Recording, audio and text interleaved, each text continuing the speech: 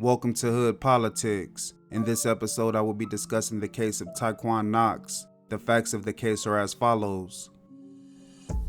On Saturday, September 2nd, 2006, a group of friends went to the El Dorado bowling alley. Among the group was Ebony White, Amber Mize, Christina Henry, and Christina's boyfriend, Donovan Diaz. Shortly after midnight, the group left the bowling alley. As they walked across the parking lot, Christina saw a friend from middle school named Ryan Bedden. The two spoke for a second, and the group continued making their way to the car. When Christina and Donovan made it to the car, two men approached them. One of the men said, "What you got? Give it to me." When Donovan replied that he didn't have anything, the man cocked a gun and demanded Donovan give him what he had or he would kill him. The other man said they wanted everything, including their sidekicks, which were a popular type of cell phone at the time. Christina gave the man her cell phone, while the other man took Donovan's wallet and gold Rolex chain. The two men then walked to where Ryan was standing. While the group was in the car, Ebony said that was Tyquan, in reference to the robber that cocked the gun. She went on to say that she recognized him because they attended Crenshaw High School together, and Tyquan and her boyfriend were on the school's football team. Tyquan Knox was a star player at Crenshaw. He was being looked at by multiple universities, including Oregon, Fresno, and San Jose State, and he had received scholarship offers from Washington and Arizona, but he had his heart set on UCLA and made it known that he was waiting on them to send him an offer letter, but things didn't quite pan out. It's reported that during a homecoming game in late 2005, Tyquan got into an argument with the next girlfriend. As he walked away, she began following him, and moments later, he turned around and hit her in the face. The incident took place in front of numerous students and school officials. He was then kicked off the football team and transferred to Narbonne High School in Harbor City. He later transferred back to Crenshaw, but missed the remainder of the football season, including the playoffs. The university stopped calling and the offer letter stopped arriving. Tyquan graduated a few months later and enrolled in East Los Angeles Community College and joined its football team in hopes of regaining the attention of the university scouts. The morning of the robbery, Christina's mother, Pamela Lark, took Christina and Donovan to the police station to report the robbery. Christina named Tyquan as the robber. An LAPD detective named Thomas Vetrano was assigned to the case. A couple of days later, Christina identified Tyquan from a photographic lineup, as did Ebony, Amber, and Donovan. A couple of weeks later, Tyquan's mother Carla called Christina's cell phone. Christina was unsure how she got her number and put the call on speaker so that Pamela could hear. Carla told them that she wasn't trying to harass Christina. She was just trying to figure out why the police were looking for her son and how much would it cost to make it go away. Pamela then asked Carla, would she still ask such a question if Tyquan killed Christina? Christina became scared and called Vetrano. She told him that she felt threatened. Vetrano made a note of the call. A couple of weeks later, Carla called Christina a second time. A few hours after that, she called a third time and put Tyquan on the phone. Tyquan told Pamela that he didn't do it. Pamela replied, "Sweetie, if you didn't do it, then you don't have anything to worry about because Christina wouldn't lie on you." Christina reported the additional cost to Vetrano. Pamela and Christina asked if they could be moved to another location due to safety concerns. They were told relocation funds could be provided to them if they found another place to live. Pamela and Christina searched for another apartment, but had trouble finding one that they could afford. 1 month after the robbery, Tyquan pawned a gold Rolex chain 3 times. The first time was on October 9th, 2006, and he picked it up the same day. The second time was on November 14th for $500, and he picked it up the following month. The third time was on January 3rd, 2007 for $500. Carla attempted to pick up the chain, but the pawn shop owner refused to give it to her because the chain had a police hold on it. The police hold was inadvertently released and the pawn shop owner melted the chain down. Investigators failed to get a picture of the chain to confirm if it belonged to Donovan. On October 12th, 2006, Tyquan Knox was formally charged with 2 counts of robbery. That same day, Ryan messaged Christina and asked her about the investigation. He went on to say that Tyquan didn't rob her. It was Shady Blue and Tiny Tony from the Rollin' 40s Cribs. Christina told Vetrano about the messages. Tyquan was arrested, but soon after was released on $210,000 bail. Shortly afterwards, Christina received a subpoena to appear at a preliminary hearing regarding the robbery. Although she was afraid to go, Pamela insisted that she went. Pamela drove Christina and Donovan to the preliminary hearing that December. While at the courthouse, Christina saw Tyquan and his girlfriend, Kira DeShell. However, the hearing was continued to January 8th, 2007. A couple of weeks after the canceled hearing, Kira went to the coffee shop where Christina worked. Kira ordered a drink and stared at Christina. Christina Christina told Vetrano about the incident and said she wouldn't go to court. Vetrano told her that she could go to jail if she didn't appear. Pamela also told Christina that she had to go to court. Donovan also began feeling scared. On January 2nd, his high school friend Sequoia told him he better watch his back because the court date was coming up. Pamela, Christina, and Donovan were all on edge. They knew that the threats were credible and that they could be in danger, but they had no idea how far things would go. On the morning of Thursday, January 4th, 2007, Pamela and Christina were at their apartment on Marvin Avenue.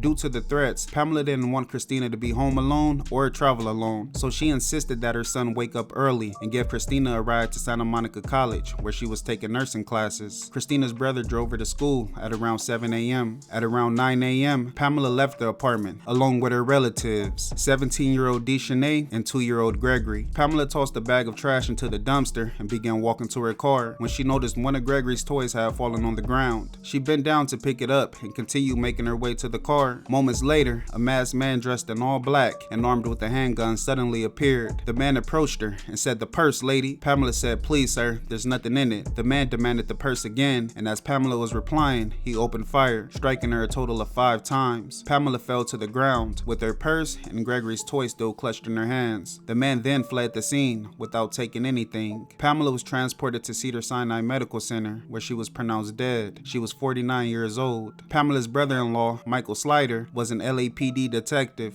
Once he learned about the shooting, he raced to Pamela's apartment. Michael told a lieutenant at the scene that he knew who did this: Tyquan Knox. Investigators canvassed the neighborhood and found 2 women who had noticed a black woman sitting behind the wheel of a Chevy Impala about a block away from Pamela's apartment. The Impala looked new and still had dealership plates. The car caught their attention because it was double parked on the wrong side of the street. Shortly after the shooting, they saw a man dressed in all black jog up the street towards the car. The Impala then sped away. Detectives traced the car to a dealership in Hawthorne. They pulled sales records for recently purchased Impalas. One of the customers was Tyquan. Investigators then put Tyquan's family home under surveillance. Later that afternoon, he arrived at the home with a friend and went inside and was arrested as he tried to leave. A few miles away, a separate group of officers arrested Kiara. Officers took her into custody as she tried to drive away from her family's home in an Impala with dealership plates. Kiara was transported to the Wilshire Division Police Station and questioned about the shooting. She told investigators that she woke up early for a doctor's appointment. She went on to say that Tyquan lent her the Impala and that she left the house. An acquaintance who she knew as Justin, or by his gang name, Rampage, approached the car. He asked her for a ride. She agreed and dropped him off near Washington Boulevard. She said she fell asleep in the car and awoke when Justin returned a few hours later. Detectives knew that Kiara was lying. They believed that Tyquan was the shooter and that she was covering for him, but Kiara stuck to her story and wouldn't budge. At one point, Tyquan had been escorted to a nearby interrogation room. Kiara yelled that she loved him and that she didn't tell the police anything. She continued yelling, "They're trying to say that you set it up, but I don't know what they're talking about, so don't let them lie." Tyquan replied, "Girl, chill out."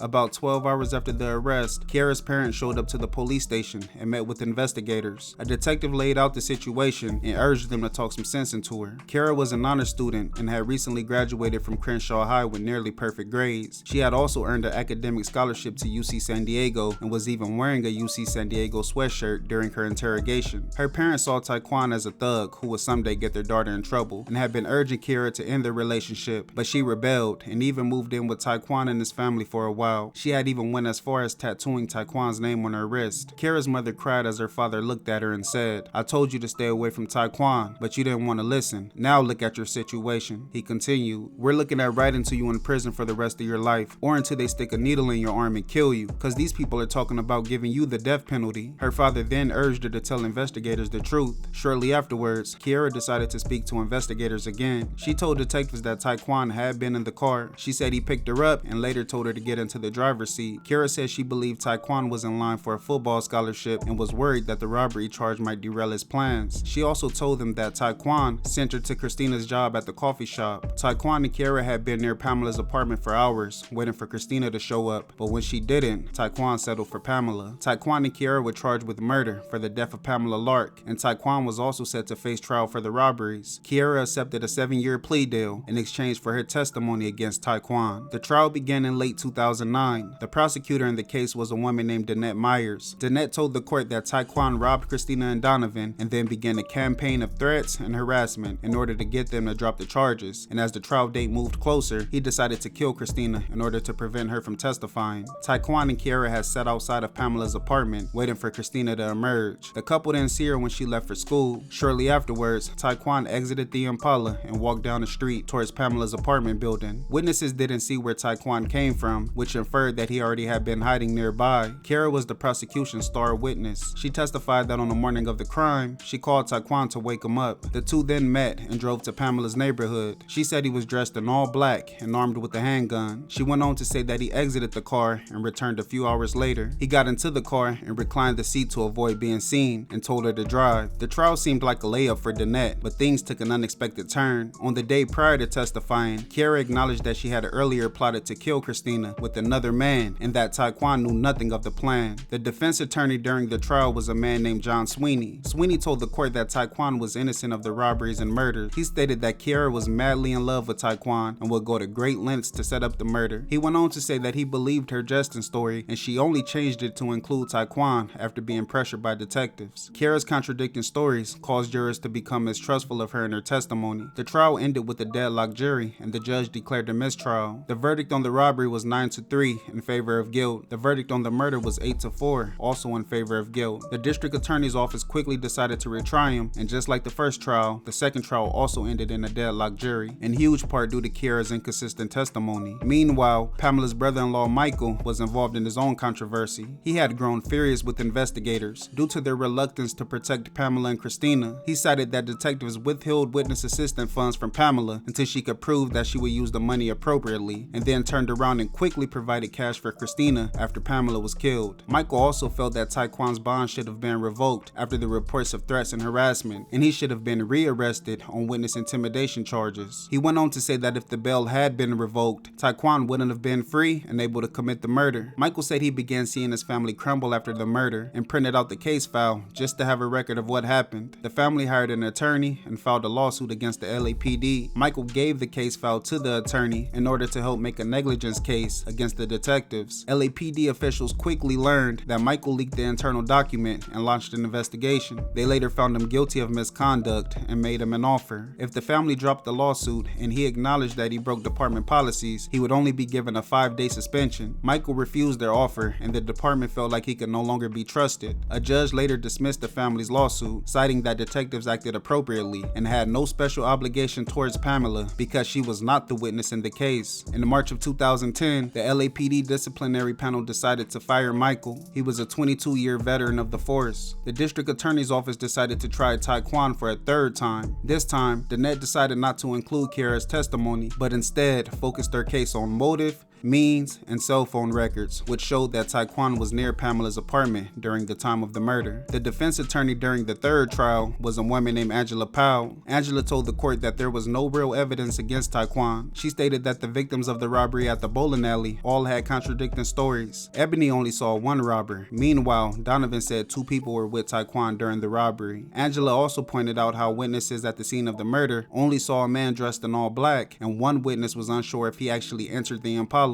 Ultimately, Tyquan Knox was found guilty of murder for the death of Pamela Lark, with the special circumstance of lying in wait. He was also found guilty of robbery and witness intimidation. On Tuesday, November 8, 2011, Tyquan Knox was sentenced to life in prison without the possibility of parole. The district attorney's office revoked Kiera's plea agreement and decided to pursue murder charges. Kiera later pled guilty to second-degree murder for the death of Pamela Lark, as well as attempted robbery. After 6 years of lying, Kiera confessed to the crime. She admitted to driving Tyquan to Pamela's neighborhood, fully aware that he planned to kill Christina. She watched him exit the car and then played the role of getaway driver when he returned. On Thursday, April 4th, 2013, Kiera Deschelle received 19 years to life in prison. In 2019, there was a change to the felony murder rule. Prior to the change, the rule stated that if someone was killed during the commission of a felony, all accomplices would be charged with the murder, regardless of their role in the crime. The new rule stated that an accomplice must be a major participant in a killing that occurs during the felony, or help facilitate the killing in order to be charged with the murder. In March of 2021, Kiera was back in court. Because Kiera had plotted to kill Christina, not Pamela, a judge found that she could not be charged with the killing. She was resentenced on the attempted robbery charge and sentenced to time served. She was released from custody shortly afterwards. Pamela's family was furious. Her sister Karen asked the court, since they mistakenly killed Pamela, that just nullifies everything. She is just as guilty as the man who pulled the trigger. Kiera went on to co-found an organization called Afterlife Initiative, along with their brother Keith, who had also been recently released from prison. In 2007, at the age of 19, Keith was riding in a friend's car and opened fire on two women traveling in another car. Keith was found guilty of attempted murder, as well as gun and gang enhancement charges. He was also found guilty of possession of a controlled substance for sale. Keith was sentenced to 30 years in prison, but had his sentence commuted by Governor Newsom after serving 13 years. The mission of Kiera and Keith's organization is to help those being released from incarceration transition back into society by offering them counseling, housing, education, and employment opportunities. They also perform community outreach in hopes of helping those who are at risk of being incarcerated.